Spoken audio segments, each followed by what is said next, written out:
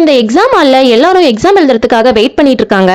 ஆனா இங்க ஒரு பையன் எக்ஸாம் ஹாலுக்கு 1 மினிட் முன்னாடி தான் எக்ஸாம் ஹாலுக்கே வரான். எக்ஸாம் ஹால்ல இருக்கிற டீச்சரும் கொஸ்டின் பேப்பரை எக்ஸாம் ஹால்ல இருக்கிற ஸ்டூடெண்ட்ஸ்க்கு டிஸ்ட்ரிபியூட் பண்ண ஆரம்பிச்சிடுறாங்க. எல்லாருமே கொஸ்டின் பேப்பரை வாங்கி பார்த்துட்டு இருக்காங்க. யாரெல்லாம் டென்ஷன் ஆகுறாங்களோ அவங்களோட தலை எல்லாம் பலூனா மாறி வெடிச்சிருது. எக்ஸாம் ஹால்ல லாஸ்டா இருந்தவன் கொஸ்டின் பேப்பரை பார்த்ததுமே அவன் தலை பலூனா மாறி வெடிச்சிருது.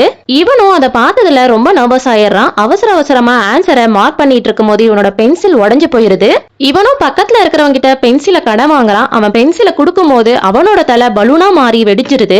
இவனும் பென்சிலை வாங்கி அவசர அவசரமா மார்க் பண்ணிட்டு இருக்கும் போது பக்கம் உட்காந்துட்டு இருக்கிறவன் நீ என்ன ஆன்சர் பண்றியோ அது எனக்கும் காட்டுன்னு சொல்றான். அதுக்கப்புறம் அவனோட தலையும் வெடிச்சு செதறிது. அதுக்கப்புறம் இவன் மட்டும்தான் இருக்கிறான். டைமுமே முடிய போது இவனும் அவசர அவசரமா எக்ஸாம் ஹால்ல ஆன்சர் பண்ணிட்டு இருக்கான். ஒரு வழியா ஆன்சர் பண்ணிட்டோம்னு நினைச்சு டைம் முடியறதுக்குள்ள இவனும் அந்த ஆன்சர் பேப்பரை டீச்சர் கிட்ட கொடுக்கறான்.